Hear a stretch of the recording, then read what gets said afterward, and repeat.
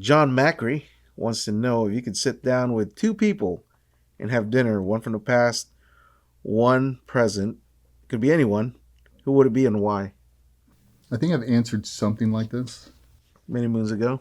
many moons ago, and I think I'm still going to go with my guy from the past. I would go David Stirling, the founder of Q2 SAS. Yeah.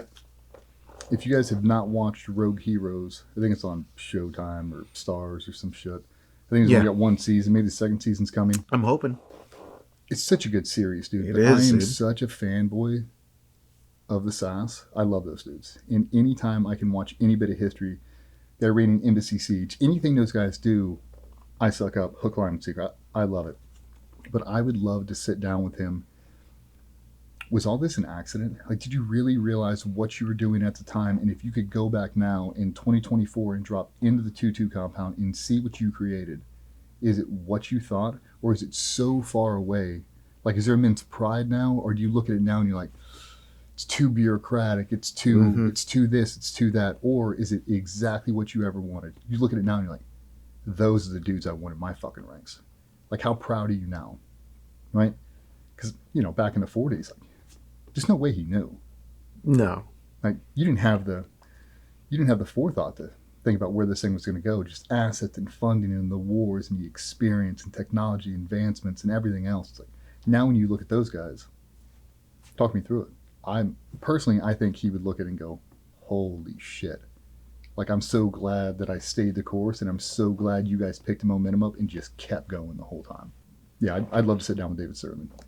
Dude, I remember watching that show, and I was like, it looks like they were just calling the shots, just winging it. Like, they didn't have a jump school. No, man, it's like a bunch of Boy Scouts out there, and like, how are you going to figure it out? Like, let's just do it. Yeah, such a great show. Yeah, man. That Paddy Mayne. God, savage. Well, now, yeah, I mean, now with that, I might change my answer. I'd have dinner with either two of those guys. Mm-hmm. Paddy Mayne, David Stirling. Any one of those guys, man, I'd start drinking again just to keep them on the table. Just keep talking. Just keep pouring booze into them. Just keep talking. Yeah. Paddy Mayne was a savage. Man. Yeah, Jay was saying they still talk about that dude to this day. To this day. Wouldn't you? Yeah. Oh, yeah, for sure. But, yeah. And if I had to sit down with anybody from present time right now, let's give you the first guy that comes to my head. I'd like to sit down with Eric Prince. That'd be talk about the transition, talk about starting Blackwater, the invasions, all the wars, just all the people he brought in. Did you realize what it was going to turn into, or was it like that Bob Ross, just happy little accidents, just stacked up for really successful wins? And then how jaded are you now that you saw what the federal government tried to do? I mean, like, they tried to ruin you. Mm-hmm. Was it justified? I mean, there's 50 million sides, all these different stories and all that kind of stuff. But I'd love to sit down with Eric Prince. He's so cerebral. And if you haven't watched that podcast, I mean, I think he's done a couple with Sean now. His very first one with Sean Ryan, me and Cole listened to it twice. I think he's got 3. Yeah. Yeah, I think he's got 3 already. I mean, dude, he's one of those guys, just an overachiever, but wicked smart. And just perfect timing. Comes from a well-off family, transitioned out of SEAL teams, started Blackwater, and bum, bum, bum, bum, bum, bum, bum, bum. It just kind of lined up perfectly for him. I mean, even to have the property over there in Moyoc, like, who knew?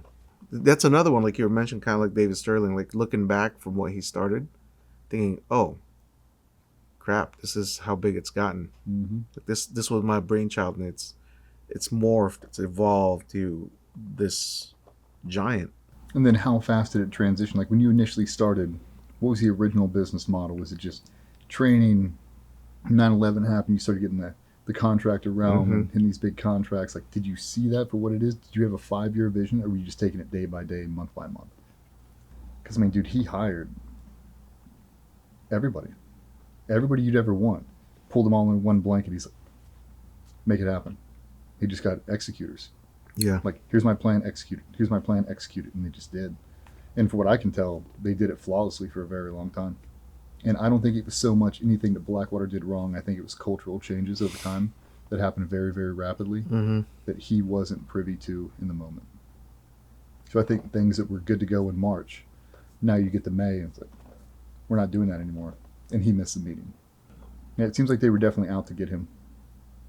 But he's doing well, so good for him. Oh, yeah, dude. Yeah. He's got that cell phone, whatever it is, the They're untraceable unhackable. phone. Yeah, dude. Yeah, we need to get those for everybody. I do want to know what those. So do I. That's why I want Yeah. to sit down with him. Like, dude, talk me through this cell phone. Let me hear about this. Yeah, I need to get his contact. I'd love for him to come down here. Bring him on the range and piss everybody off. No, you imagine just like, oh yeah, Pull Eric's up. coming. Who? Yeah, Eric's coming. Yeah. Yeah. That would be something though, right?